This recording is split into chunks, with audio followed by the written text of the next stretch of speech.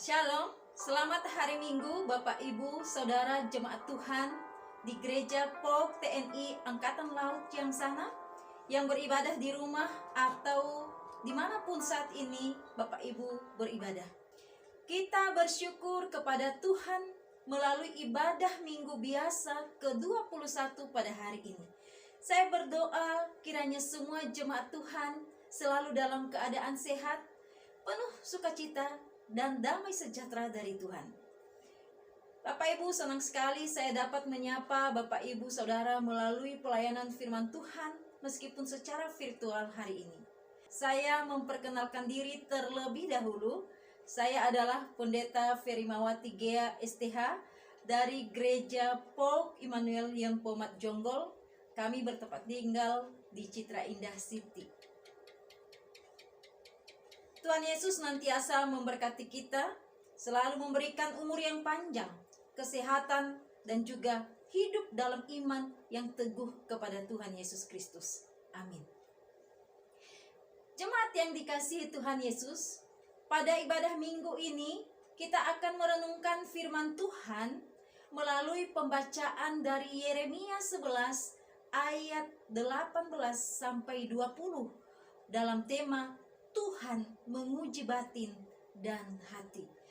Tetapi sebelum kita membaca firman Tuhan ini, kita akan bersatu di dalam doa. Bapa di surga, Bapa yang kami kenal di dalam nama Tuhan kami Yesus Kristus, kami bangga punya Allah seperti Engkau yang begitu baik di dalam kehidupan kami. Sampai saat ini Tuhan, Engkau memelihara kami dengan sempurna.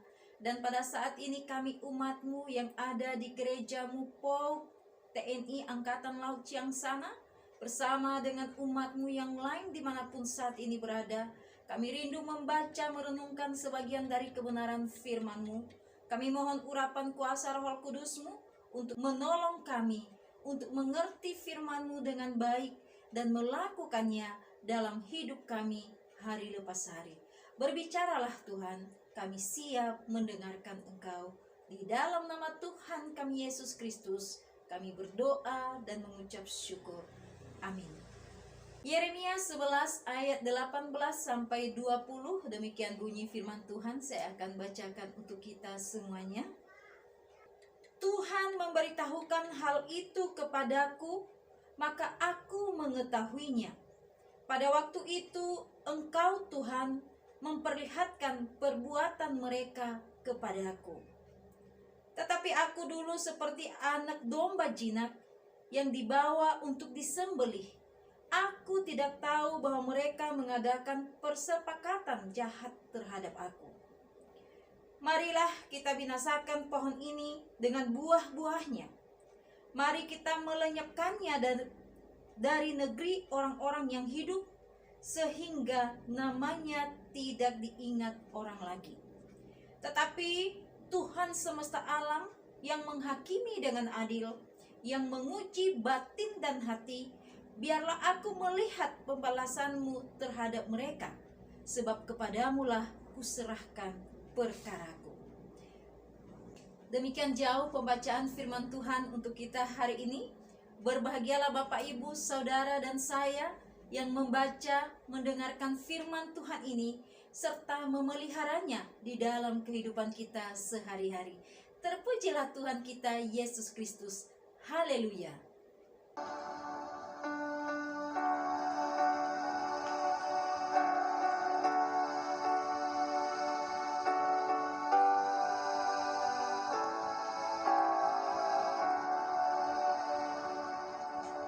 Bapak, Ibu, Saudara yang Tuhan Yesus kasihi, firman Tuhan dalam Yeremia 11 ayat 18 sampai 20 ini kita akan renungkan dengan tema Tuhan menguji batin dan hati.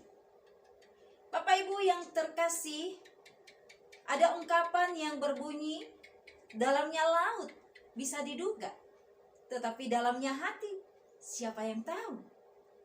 Tentu ungkapan ini kita terima jika kita hanya berpikir secara manusiawi. Namun ungkapan ini tidak berlaku jika kita merenungkan tentang Tuhan kita. di mana Tuhan kita di dalam nama Yesus Kristus adalah Tuhan yang mengenal isi hati manusia. Tema firman Tuhan hari ini mengingatkan kita sekalian bahwa di hadapan Tuhan tidak ada sedikit pun yang tersembunyi, termasuk isi hati kita. Mungkin kita bisa sembunyikan di hadapan orang-orang terdekat kita, kepada suami, istri, anggota keluarga, atau rekan sekerja kita. Tetapi semuanya tidak ada yang bisa kita sembunyikan di hadapan Tuhan. Bapak, Ibu, Saudara yang Tuhan Yesus kasihi, hari ini melalui firman Tuhan yang kita renungkan tentang tema Tuhan menguji batin dan hati, ini merupakan sebuah ungkapan iman atau keyakinan dari seorang nabi yang bernama Yeremia. Yeremia adalah seorang nabi yang dipilih oleh Tuhan dan diutus di tengah-tengah bangsa Yehuda untuk menyampaikan kebenaran-kebenaran firman Tuhan. Kitab Yeremia adalah kitab yang berisi nubuat Nabi Yeremia tentang bangsa Yehuda. Yeremia dipanggil menjadi nabi dan memulai pelayanannya di masa pemerintahan Yosia bin Amun. Dia dipanggil Tuhan menjadi nabi untuk menyampaikan pesan Allah kepada bangsa Yehuda waktu itu. Tapi kalau kita melihat bagaimana bangsa Yehuda ini di hadapan Tuhan, digolongkan adalah bangsa yang tegar tengkuk, yang sulit untuk menerima kebenaran firman Allah. Di dalam kondisi bangsa yang seperti inilah, Tuhan mengutus Yeremia untuk pergi menubuatkan tentang hukuman-hukuman yang Allah akan lakukan karena keberdosaan mereka. Bapak Ibu yang dikasihi oleh Tuhan, memang dalam pelayanannya, Yeremia selalu memperkenalkan Tuhan sebagai pribadi yang sabar, pribadi yang suci, dan sangat menyayangi umatnya. Juga Yeremia menyampaikan tentang Tuhan sebagai pencipta yang berdaulat atas segala suku bangsa. Banyak hal yang dapat kita pelajari dari kisah kehidupan Yeremia sebagai nabi utusan Tuhan. Nabi Yeremia adalah tokoh yang sangat inspiratif dalam menghadapi berbagai pergumulan, termasuk di dalam pelayanannya sebagai nabi. Dia disebut sebagai salah satu nabi besar, bukan karena banyaknya jiwa yang dimenangkan di dalam pelayanan, tetapi karena kesetiaannya kepada Tuhan, dan juga dia melayani dalam jangka waktu yang sangat lama. Selama masa pelayanannya sebagai nabi, Yeremia mengalami banyak tantangan dan persoalan. Tantangan dan persoalan ini berupa penolakan dari para pembesar, yaitu raja, bahkan dari kaum imam, termasuk rakyat Yehuda sendiri. Mereka sangat menolak apa yang dinubuatkan oleh Nabi Yeremia tentang keberadaan mereka. Bapak, Ibu, Saudara yang dikasihi oleh Tuhan, hal yang menarik dari tugas dan tanggung jawab yang diemban oleh Nabi Yeremia ialah ketika dia menyampaikan pesan Tuhan yang berupa nubuatan. Apabila kita membaca secara keseluruhan kitab Yeremia,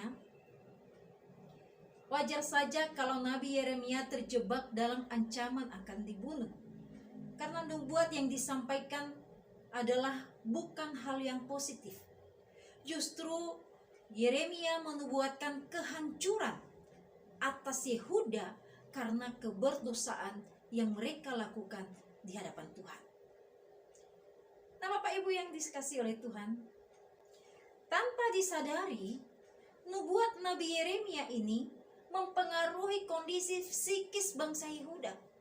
Bangsa Yehuda menjadi merasa takut. Namun dalam ketakutan mereka, bukan justru mereka kembali kepada Tuhan dan bertobat. Tetapi apa yang mereka lakukan? Mereka menolak pengajaran atau nubuatan yang disampaikan oleh Yeremia.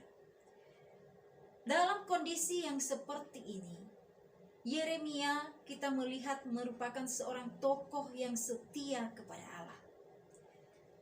Dia tidak berhenti menyuarakan pesan Tuhan, menyatakan kebenaran firman Tuhan bagi bangsa itu.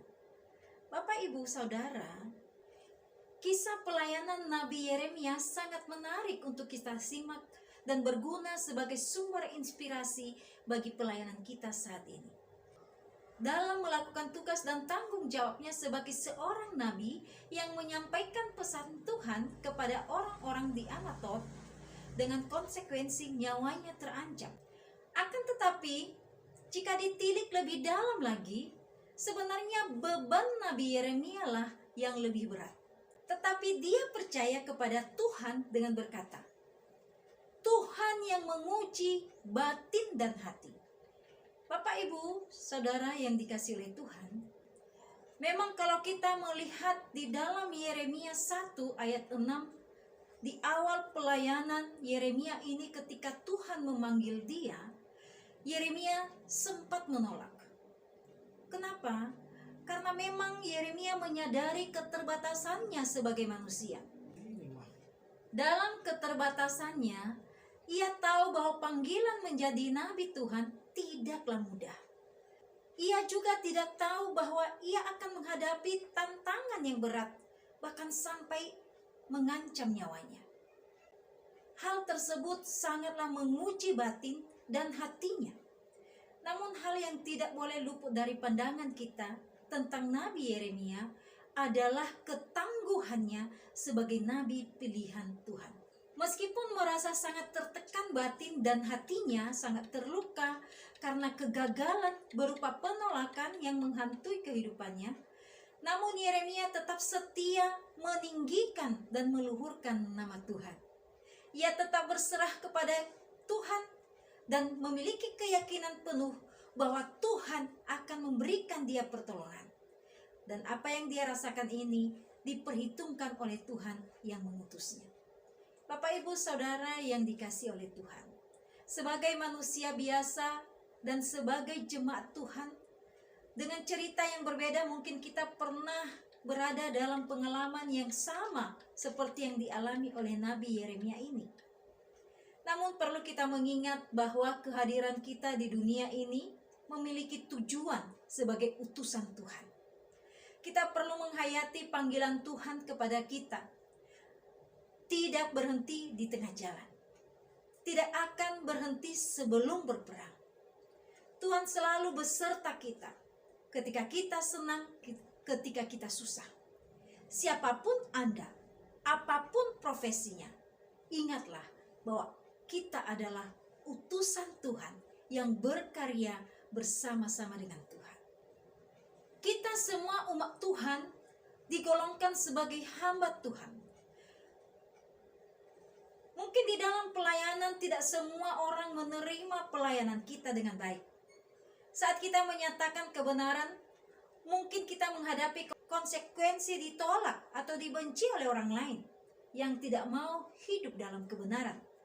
Tetapi melalui pengalaman hidup dari Nabi Yeremia ini, mari kita belajar untuk tetap setia melayani Tuhan dan menyatakan kebenaran dalam kehidupan kita. Bapak, Ibu, Saudara yang dikasihi oleh Tuhan, dalam memahami orang lain, tema tentang Tuhan menguji batin dan hati juga menolong kita untuk berserah penuh kepada Tuhan. Untuk itu marilah kita merenungkan apa yang disampaikan oleh Yakobus di dalam Yakobus pasal 3 ayat 13 sampai pasal 4 ayat 4. Saya akan bacakan firman Tuhan ini untuk kita. Siapakah di antara kamu yang bijak dan berbudi, baiklah ia dengan cara hidup yang baik, menyatakan perbuatannya oleh hikmat yang lahir dari kelemah lembutan.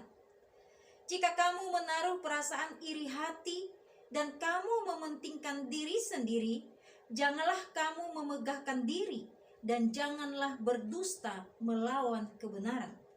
Itu bukanlah hikmat yang datang dari atas, tetapi dari dunia, dari nafsu manusia, dari setan-setan.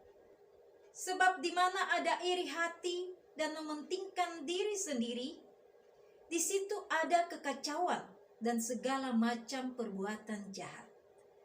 Tetapi hikmat yang dari atas adalah pertama-tama murni, Selanjutnya pendamai, peramah, penurut, penuh belas kasihan, dan buah-buah yang baik, tidak memihak dan tidak munafik. Dan buah yang terdiri dari kebenaran ditaburkan dalam damai untuk mereka yang mengadakan damai.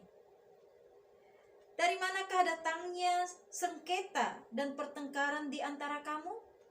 Bukankah datangnya dari hawa nafsumu yang saling berjuang di dalam tubuhmu? Kamu mengingini sesuatu, tetapi kamu tidak memperolehnya. Lalu kamu membunuh, kamu iri hati, tetapi kamu tidak mencapai tujuanmu. Lalu kamu bertengkar dan kamu berkelahi. Kamu tidak memperoleh apa-apa karena kamu tidak berdoa. Atau kamu berdoa juga, tetapi kamu tidak menerima apa-apa karena kamu salah berdoa. Sebab yang kamu minta itu hendak kamu habiskan untuk memuaskan hawa nafsumu. Hai kamu orang-orang yang tidak setia, tidakkah kamu tahu bahwa persahabatanmu dengan dunia adalah permusuhan dengan Allah? Jadi barang siapa hendak menjadi sahabat dunia ini, ia menjadikan dirinya musuh Allah. Dalam nas ini, sebagai umat dan pelayan Tuhan, kita diminta hidup sebagai orang yang bijak dan berbudi. Bagaimana kita melakukan hal ini? Yang pertama, miliki cara hidup yang baik. Sebagai anak-anak Tuhan, kita menyatakan perbuatan dengan hikmat yang dari Tuhan, yaitu secara murni, hidup dalam damai, peramah, menurut, penuh belas kasihan, dan juga buah-buah yang baik lainnya. Jika kebenaran ini terus bertumbuh dalam hidup kita, dan kita munculkan dalam hidup sehari-hari, maka dimanapun kita berada, di situ akan timbul damai sejahtera. Yang kedua adalah kita menjauhkan diri dari hal-hal duniawi. Hal-hal duniawi berasal dari nafsu manusia dan setan-setan. Apa saja yang digolongkan sebagai hal-hal duniawi di dalam firman Tuhan yang kita baca ini seperti iri hati, mementingkan diri sendiri, atau sikap memegahkan diri, dusta, atau melawan kebenaran. Tentu hal-hal inilah yang merupakan sikap yang perlu kita jauhkan dari kehidupan kita. Kenapa? Karena sifat-sifat ini akan menimbulkan kekacauan, pertengkaran, bahkan menjadi permusuhan. Tentu sikap ini yang harus kita hindari dalam kehidupan kita. Kenapa? Ketika manusia memiliki sifat seperti ini, berarti kita menjadikan diri kita sebagai musuh Allah. Karena itu Bapak Ibu yang dikasih oleh Tuhan, mungkin kita akan mengevaluasi diri kita. Sebagai umat Tuhan sampai saat ini, yang manakah di antara dua hal tadi yang lebih dominan di dalam kehidupan kita? Kita sendirilah yang lebih mengetahuinya. Dan jika kita mencoba menutup-nutupi diri kita, serahkanlah hidup kita sepenuhnya kepada Tuhan. Biarlah Tuhan yang menguji batin dan hati kita. Ingatlah bahwa Tuhan berkenan menyelamatkan kita dari dosa, supaya kita hidup untuk kebenaran dan sebagai pelayan kebenaran. Baru-baru ini bangsa kita, khususnya kita orang Kristen, telah kehilangan salah satu putra terbaik bangsa kita. Dia adalah seorang ahli hukum yang sangat setia dalam menyatakan kebenaran Allah. Dia adalah Profesor Dr. J.E. Sahetapi, SH, yang telah dipanggil Tuhan pada tanggal 21 September. Beliau menulis buku yang sangat bagus sekali, yaitu Jangan Menjual Kebenaran. Beliau dalam menyatakan kebenaran selalu berpegang pada firman Tuhan dalam Galatia 4 ayat 16, yaitu, apakah dengan mengatakan kebenaran kepadamu, aku telah menjadi musuhmu? Bapak Ibu yang terkasih, marilah kita selalu mengingat bahwa kita adalah utusan Tuhan. Dan marilah kita menyambut panggilan ini. Ini aku Tuhan, utus aku.